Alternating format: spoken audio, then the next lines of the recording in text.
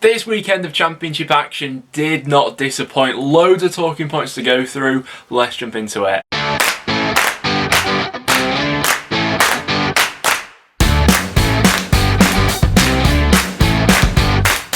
Guys, welcome back to another video on the channel. We've got absolutely loads to digest in today's video. We've had a new managerial appointment today at Sheff Wednesday. We'll touch on that later. All the drama that went on over the weekend, and also we've got our midweek score predictions to make as well. But before we do jump into anything, we did put a bit of an announcement out on the community tab earlier on today. So if you did miss that, we have gone ahead and launched a Patreon page for the channel today. To get all the sort of latest update info on that, check out the explainer video that I did earlier on today. I'll leave a link to that in the description down below. You can also check out the Patreon down there as well. To quickly summarise, that's just something that we wanted to offer you guys to really help push the channel onto the next level. By no means are we expecting you to go ahead and do this. This is purely there so you guys have the option to get a little bit of bonus extra content. Any feedback on that is also welcome in the comments down below. And before we do jump into talking over the individual games, let's take a look at the current prediction league standings. So the first two people to break the 100-point barrier in the second half of this prediction league have been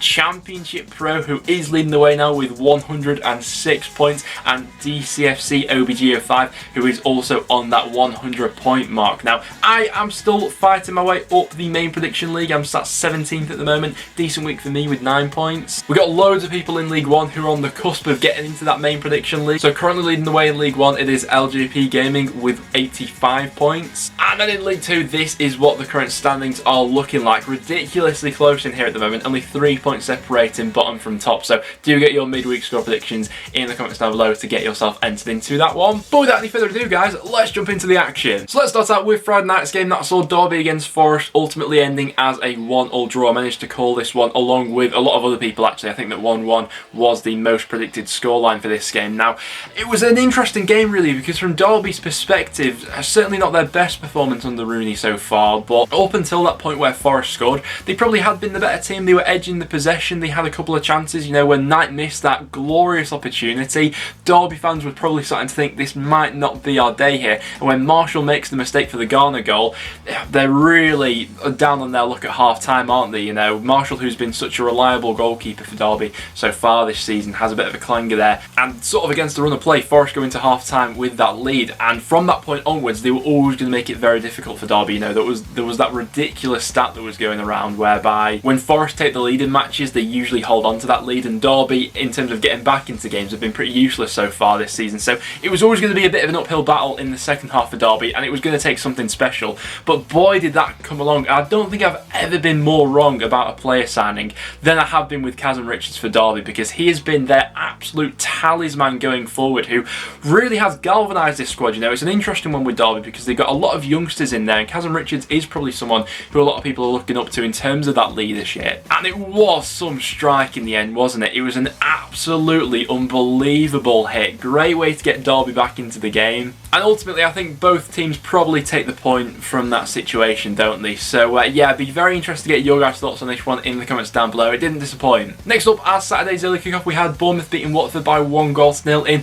a few quite controversial circumstances. Really, there's quite a few talking points to go over with this game. Now, what it does do is it sets up a really interesting storyline whereby if these two sides meet each other in the playoffs this season, it's going to be a very feisty encounter. Now, one thing that we do want to touch on with Watford briefly is their record against the top six so far this season is a bit of an area for concern for them. I think they've only beaten Norwich so far this season out of those sides who are currently in the top six.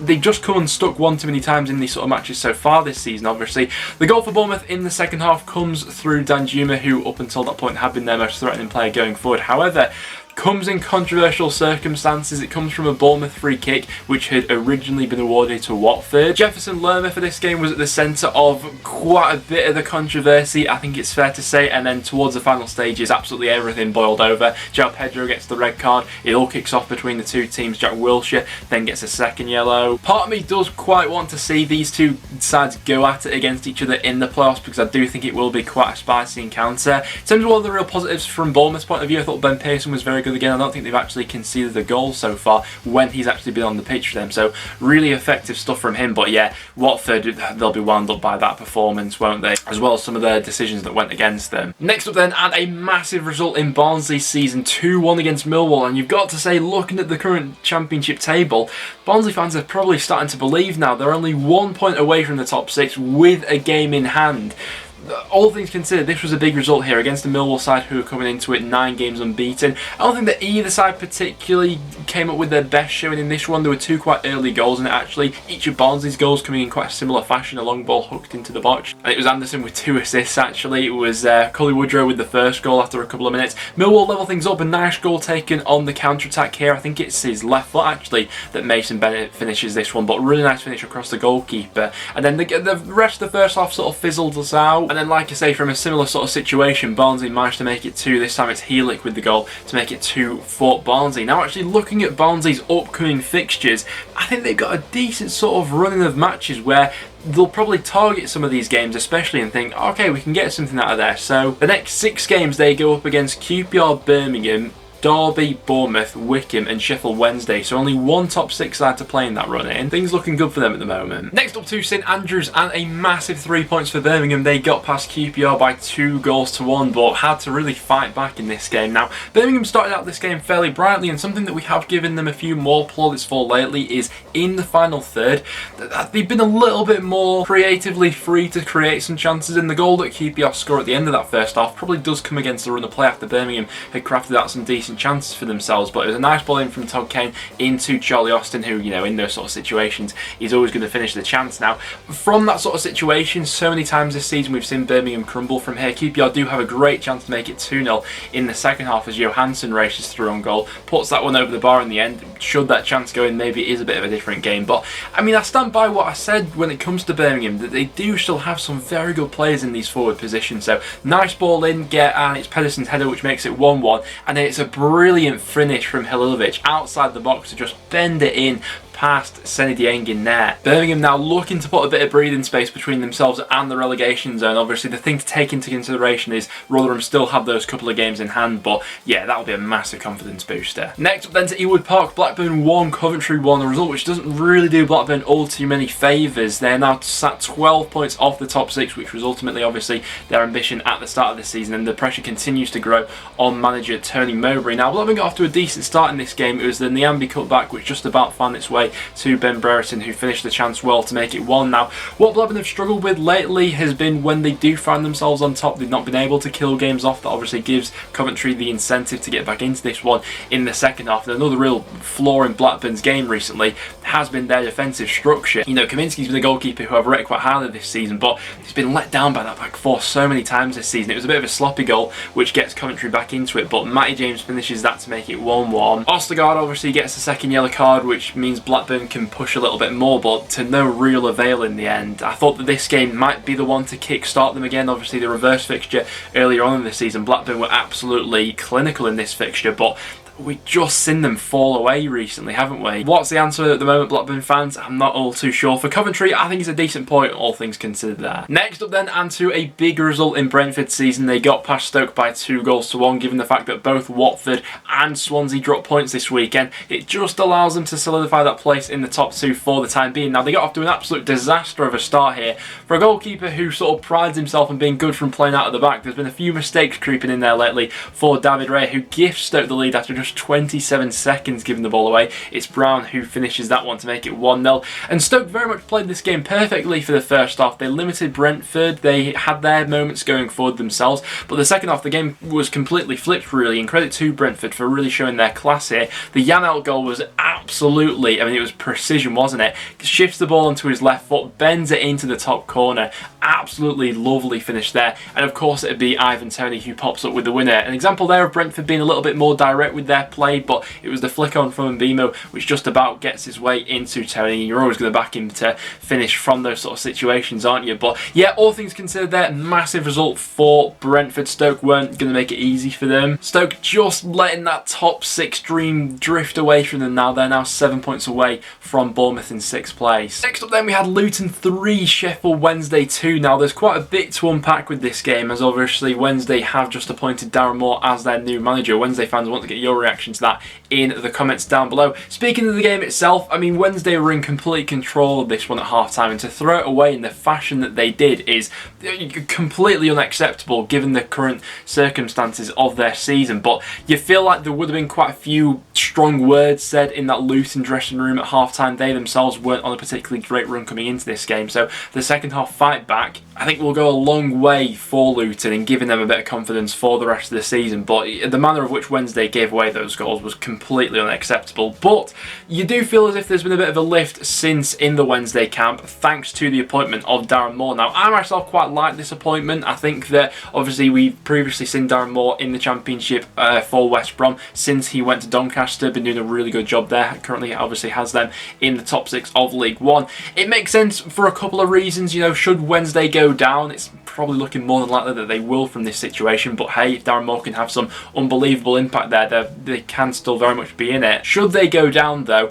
I think Moore is a manager who will embrace the rebuilding job which is around the corner for Sheffield Wednesday. You know, should they stay in the Championship or not? And at least now everyone's a little bit more clear on Wednesday's long-term future than we were a couple of weeks ago, where everything was very much still up in the air. So Wednesday fans, do let me know down below what you think of that. It's going to be some ask to survive from here, especially with Birmingham winning this weekend. That now puts the gap from Sheffield Wednesday to safety at 6 points. They do have a game in hand though, but who knows, we've seen crazier things happen, haven't we? Next up then we had Middlesbrough against Cardiff playing out a 1-1 draw. Cardiff taking the lead in the first half from a trademark Will Vokes long throw onto the head of Morrison. That gave Cardiff the lead, and they were very much happy to sort of sit on that lead. I don't think they actually had a shot in the second half, so it was all about Middlesbrough trying to break them down. The game-changing moments probably came around the sort of 70th, 80th minute when they actually looked to make some changes, and had they made those changes a little bit earlier, maybe Borough could have even gone on to win this one. But yeah, especially the subs of Chuba Akpom and Neeskens Cabano coming on. Cabano looked really lively. I like to see him starting next time out for Borough, but it was Akpom with the assist in the end into Paddy McNair, which did get Borough back into this game. The point, probably not the ideal result for Middlesbrough. Obviously they've still got a fair bit of ground to catch up on with the teams above them. They'll still be obviously harbouring those top 6 ambitions come the end of this season, but up against this very sort of informed Cardiff side, Middlesbrough have got some interesting games coming up. They're playing quite a few of the teams around them up next. So they've got Coventry, Swansea, Stoke, Preston and Millwall, and after that I've got Bournemouth and Watford as their next few fixtures. So a tough old running, but if they're going to make it, those are the sort of matches where they need to be pulling out all 3 points. Next up then we had Northend beating Huddersfield by 3-0. Huddersfield still in a bit of a precarious part of the table at the moment, especially with both Birmingham and Coventry below them picking up points this weekend. But a bit of a funny game really, because the first 10-15 minutes Huddersfield I actually thought looked a really good side, playing some nice football going forward. They had a couple of openings. Everson had to be kept on his toes for Northend. I thought he was brilliant throughout the afternoon. They also had a couple of penalty shouts which were turned away. The one on Fraser Campbell on another day probably does get given, but you know, speaking from a Preston fans' point of view, from some of the penalties that have been given against us lately, it was probably about time we got a bit of luck with that sort of thing. But with Huddersfield, and we've said it quite a few times throughout the season so far, the worst thing you can be is a bit of a soft touch, and Huddersfield feel like that at the moment. When Brad Potts gives us the lead, you can see the belief just drain out of them. It was a really good finish actually from a tight angle, and Brad Potts I thought was absolutely fantastic throughout the afternoon. In the second half, to be honest, it turned into a bit of a non-event really. You know, Huddersfield didn't have that same sharpness about them going forward, and defensively were just being opened up time and time again. Great ball from Potts into Evans, who I also thought was brilliant at leading the line for the second goal. The third one really tipped it off. It was an outside the foot pass from Evans into Barkhues, and Barkhues with an outside the foot pass to Sinclair, who finished it first time to make it through. I think by far and away Northend were the better team here. You know, defensively Huddersfield were absolutely at 6s and 7s, but Preston's first home win of 2021 there definitely goes a long way in relieving the pressure for Alex Neil. We just need to find a bit more consistency about our play now. Next up then we had Reading getting back to winning ways as they saw off Rotherham by 1-0. Big result in Reading's season, all things considered, and to be honest, while it's this sort of like slog of fixtures, while teams are constantly playing Saturday midweek, teams don't really get much chance to work on different team dynamics and tactics and things like that. So for Reading in this sort of game, result above performance, you know, completely. It wasn't their finest one of the season so far, but they did get over the line. For Rotherham, that's now their 4th consecutive 1-0 loss. This is becoming a bit of a problem for them.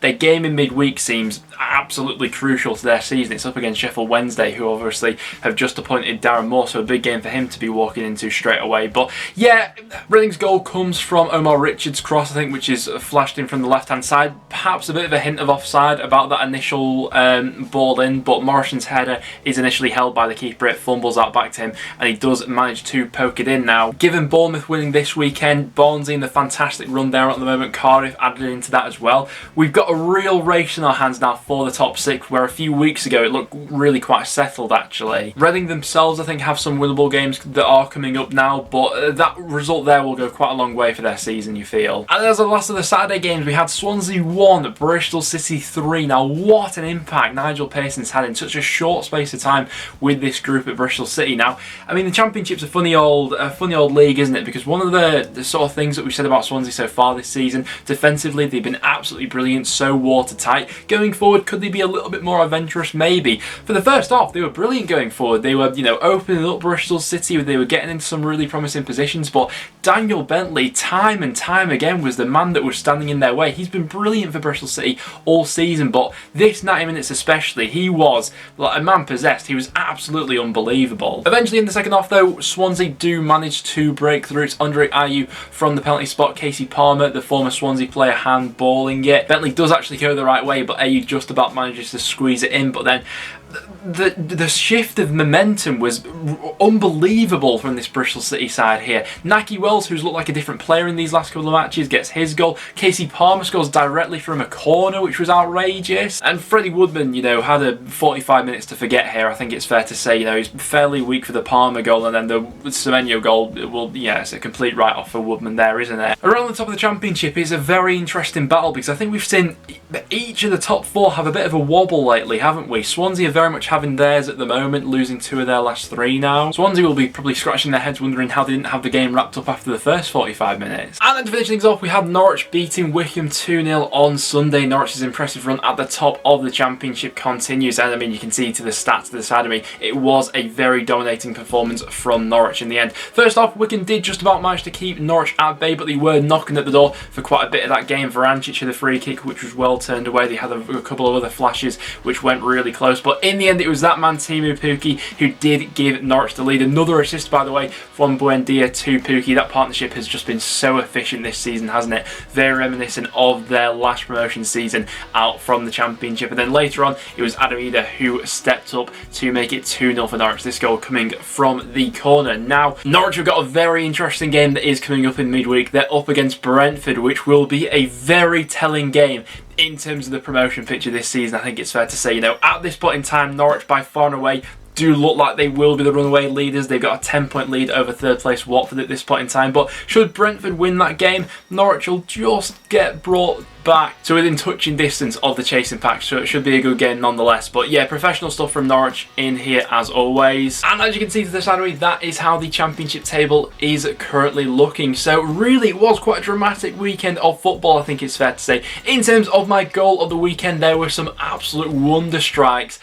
I think Colin Kazan-Richards, given it was a derby and late equaliser, I'm going to have to give it to him, but there were some other, you know, top goals scored. And then for my result of the weekend, I mean, Bristol City beating Swansea by 3-1 really is, you know, what a result that is there for Nigel Pearson. Also, honourable mention for Luton's comeback against Wednesday. Do get your guys' thoughts in the comments down below in terms of what you made of your team's performance, but without any further ado, let's jump into my midweek score predictions. So do get your guys' score predictions in the comments down below and get yourself entered into the prediction league. Starting out with a tough one, it's Cardiff going up against Derby. Now, Derby by no means were they at their best on Friday night against Forest, but obviously Colin Kazan-Richards coming up with that equaliser in the end will do their morale obviously a whole load of good, and ultimately it was a good fight back from them in the second half. Having said that, Cardiff have been so efficient lately under Mick McCarthy, and I think I'm probably just going to edge them for a 2-1 in that game, although Derby have showed up in quite a few big matches so far this season. Coventry up against Middlesbrough, but I'm not going to separate these two at the moment. I'm going to go for a 1-1 draw, or if Borough do start with the team that they finished this weekend against Cardiff,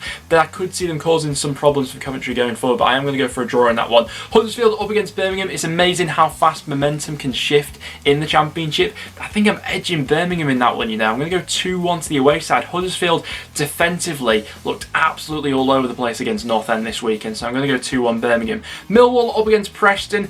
I'm going to go for a draw in this one. I'm going to go for a 1-1. Preston so far this season, typically, we have struggled against some of the more sort of physical sides in the Championship, so Millwall could be a potential banana skin, but we did look a lot more efficient going forward at the weekend, so I hope we continue in that similar sort of vein, but I will go for a draw there. Forest up against Luton. Do you know what? I may back Forest for this one. They've been good so far this season. That when they do take the lead, they've typically held on to it. I know that wasn't the case at the weekend against Derby, but Luton very much up and down so far this season. It'll be interesting to see if they can build off the back of that fantastic second half against Wednesday. But there's still a bit of inconsistency about them. I'm going to go 1-0 Forest in that game. Reading up against Blackburn. I'm going to back Reading for this one. Blackburn still not quite got their flow back about them. Reading, it wasn't their best performance of the weekend, but they got the result over the line, which was the big thing in the end. I'm going to go 2-1 Reading. Into Wednesday night's game, and this one's a big one. It's Norwich up against Brentford. I'm going to go for quite an entertaining end-to-end 1-1 draw in that game, but it'll be very interesting if either side does pick that one. QPR up against Barnsley. Got to be back in Barnsley at the moment. I'm going to go 2-1 to the away side. Nothing can seemingly slow them down at this point in time. Watford up against Wycombe. Watford have got a decent game to sort of bounce back here. Wycombe have got a tough run of fixtures at this point in time, obviously just coming off the back of playing Norwich. I'm going to go 2-0 Watford in that game. Bristol City up against Bournemouth is the next matchup. It's a difficult one because Bournemouth so far under Jonathan Woodgate haven't been bad. They've been a little bit more resilient. But saying that, Bristol City have picked up so much so far under Nigel Pearson that I'm going to go 2-1 Bristol City in that game. Sheff Wed Wednesday against Rotherham is an absolutely huge game at the bottom. I think that with the newly appointed Darren Moore in there, he may get an instant impact from this group of players. I'm going to go 1-0 Wednesday, purely off that maybe new manager bounce. And then last up we got Stoke going up against Swansea. Not an easy place to go to for Swansea. Obviously Stoke typically have been drawing a lot of games at home recently. Stoke themselves coming off the back of a pretty tough fixture against Brentford. I'm going to go for a sort of maybe a frustrating draw there for Swansea. I'll go for a 1-1. But as you can see to the side of me, those are my score predictions for what I see happening over the midweek fixtures. So do get your thoughts down below. But apart from that, guys, that will wrap it up for today's video. So thank you so much for watching. If you did go in to enjoy, make sure to leave a like and please do subscribe for some regular Championship content. Like we mentioned at the start of the video, make sure to go ahead and check out the Patreon. Link to that and to the explainer video in the description down below. But apart from that, thanks for watching, guys, and I'll see you all in the next one.